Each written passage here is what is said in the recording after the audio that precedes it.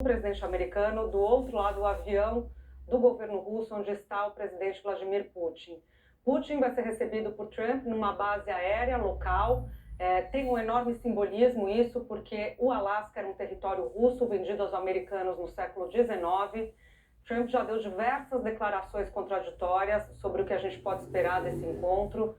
Chegou a dizer que buscaria a troca de territórios entre Rússia e Ucrânia, lembrando que os russos invadiram a Crimeia em 2014 e demandam agora mais 4 províncias do leste do país, o que é rejeitado pela Ucrânia. Já nessa semana, Trump chegou a dizer que queria ouvir Putin, só ouvir o que ele teria a dizer e entender o que ele pensa. Aí, há pouco, a bordo aí do avião, do Air Force One, que vocês veem na imagem, diz que gostaria, sim, de chegar a um acordo de cessar-fogo hoje e que não ficaria feliz se isso não acontecesse. Os dois combinaram um encontro depois que o americano deu um ultimato à Rússia, ameaçando novas sanções e tarifas caso não fosse declarado um cessar-fogo na Ucrânia. Expectativa grande, portanto, vocês acompanham as imagens ao vivo. A qualquer momento, Putin descerá pelo lado esquerdo do seu vídeo essas escadas, Trump também pelo lado direito. Primeiro um encontro com intérpretes, depois uma espécie de café de trabalho, um café da manhã que eles estão chamando de trabalho, com as respectivas equipes e no final uma entrevista coletiva dos dois líderes. Vamos direto para lá, para Anchorage, no Alasca, onde está Felipe Santana e Daniel Silva Pinto. Muito boa tarde para vocês, aliás, bom dia para vocês por aí. Qual a expectativa, Felipe, para o encontro? Tudo bem, Júlia? Boa tarde para você, boa tarde a todos. A expectativa é grande, a imprensa mundial está toda aqui. E a última atualização que a gente teve é que o encontro não vai ser só entre o russo Vladimir Putin e o presidente americano Donald Trump. Vai ser um encontro de 3 pessoas em cada lado. Do lado americano, a gente sabe que vai o secretário de Estado Marco Rubio e também o enviado especial americano à Rússia, Steve Witkoff.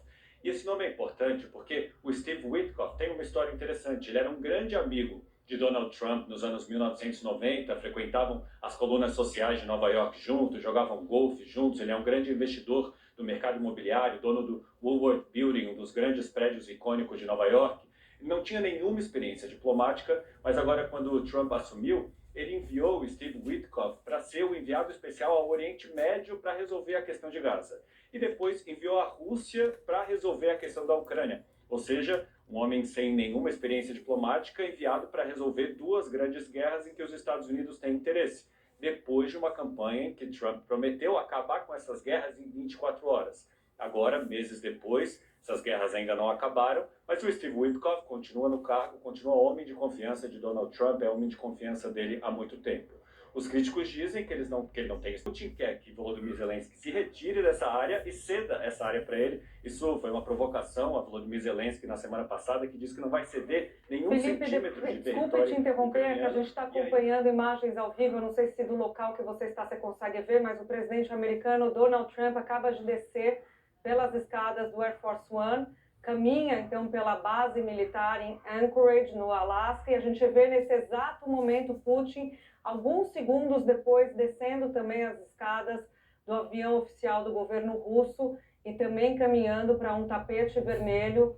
Os dois, a partir de aí, vão se encontrar nessa base aérea, vão sentar para negociar. O Felipe nos explicava há pouco que a reunião deve ter a participação de outras 2 pessoas. Neste primeiro momento, que é um encontro seria um encontro só dos 2 chefes de Estado com os intérpretes, então mais 2 pessoas de cada lado. Putin, vocês estão vendo, agora vocês veem Trump caminhando então pelo tapete vermelho. Desde 2022, quando começou o conflito, não havia um encontro bilateral entre o presidente americano e Putin. A primeira vez que isso acontece, os dois se encontraram pela última vez em 2018, numa reunião bilateral na Finlândia. Desde então, teve o governo Biden, teve a invasão da Ucrânia e não houve mais contato entre o presidente, contato presencial entre o presidente Trump e Vladimir Putin. A gente vê Trump aí olhando, esperando, aguardando Putin chegar provavelmente ao local, onde os dois se encaminharão um para o outro para fazer os cumprimentos formais e aí sim seguir para a reunião. Trump, a bordo do Air Force One, ele conversou com o presidente de Belarus, o Lukashenko, que é um dos principais aliados de Putin na região, é alguém que apoiou a invasão da Ucrânia, e ele disse aos jornalistas Trump que a conversa com Lukashenko, segundo o New York Times, olha aí o Putin se aproximando, foi uma conversa muito proveitosa. Os dois se cumprimentam, os dois chefes de Estado, esse encontro histórico. Ali a gente vê o pessoal, os militares posicionados, os dois conversam. Parece um encontro amigável, né? Uma conversa de primeiro momento amigável, os dois sorriem e continuam andando para seguir até o lugar onde haverá esse primeiro contato para discussão sobre um eventual cessar-fogo.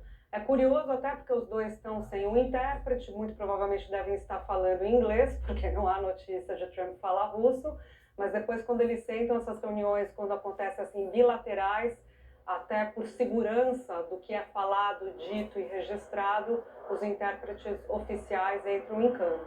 Então, no primeiro momento, os dois olham para cima, tem um barulho de um avião passando, deve ser alguma manifestação na base militar mesmo. Essa base militar foi muito visitada por Trump quando ele assumiu no primeiro mandato em 2017. Depois ele não voltou mais lá desde que ele assumiu agora esse seu segundo mandato.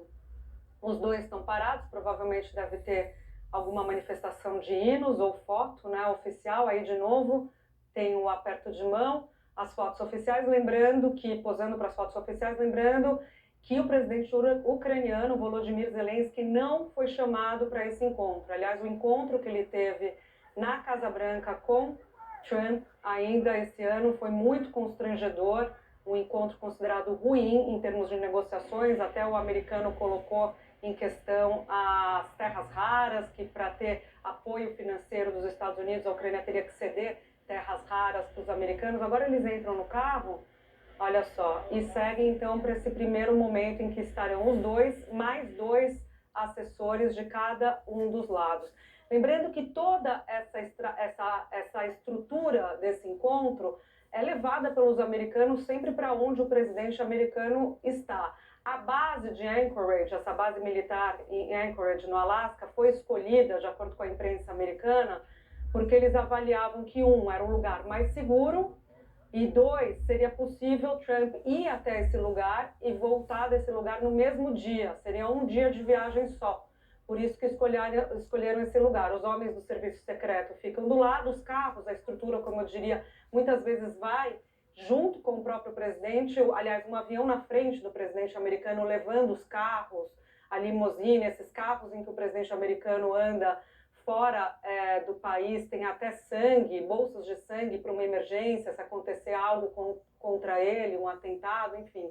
Então é toda uma estrutura de muita segurança e cuja estrutura está ampliada, né? Uma estrutura de segurança que está ampliada agora pela presença do russo, Vladimir Putin. Tem uma simbologia também o fato de ser no Alasca, isso é importante, até o Demetrio Magnoli falava um pouco mais cedo sobre isso, porque o Alasca foi uma colônia dos russos no século XVIII e no século XIX o território é vendido para os americanos. A gente vai falar sobre isso.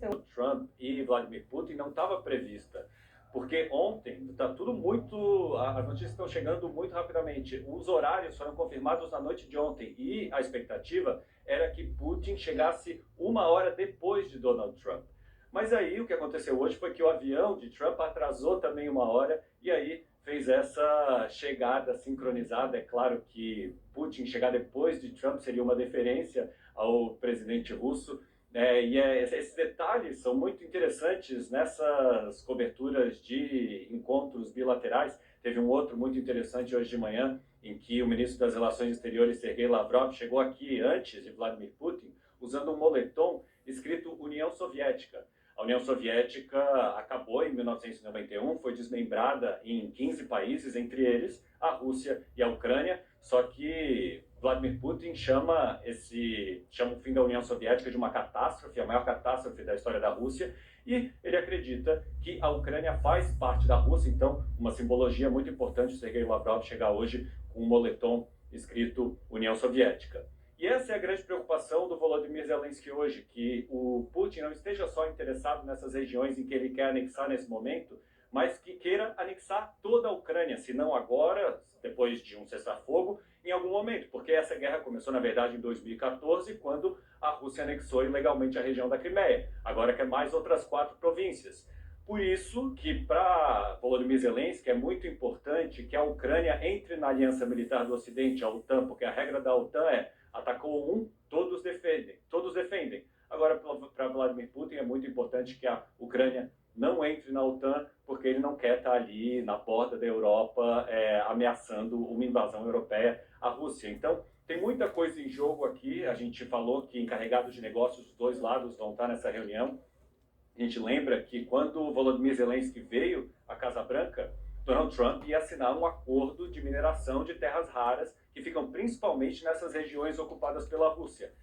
Só que foi uma humilhação histórica o que aconteceu naquele dia na Casa Branca, Donald Trump exigindo que Volodymyr Zelensky agradecesse pela ajuda americana. Um jornalista ali, um dos apoiadores de Donald Trump, perguntou por que ele nunca usava terno. Foi uma humilhação histórica que acabou com o Donald Trump dizendo isso foi ótimo material para televisão, só que eles acabaram, as canetas ali, não assinando esse tratado de acordo de mineração de terras raras. A gente sabe que esse é um ponto importantíssimo para Donald Trump hoje, está muito importante na negociação das tarifas, por exemplo, com a China. Quando ele fala em anexar, por exemplo, a Groenlândia, ele fala das terras raras que existem por lá. Então pode ser que as terras raras estejam num ponto do acordo que vai ser negociado hoje, mas como ele vem dando sinais desencontrados, ainda é uma surpresa para todo mundo o que pode acontecer aqui hoje, Júlia. Mundo na expectativa, né? Ainda mais tratando dessas duas figuras, tanto Putin quanto Trump, um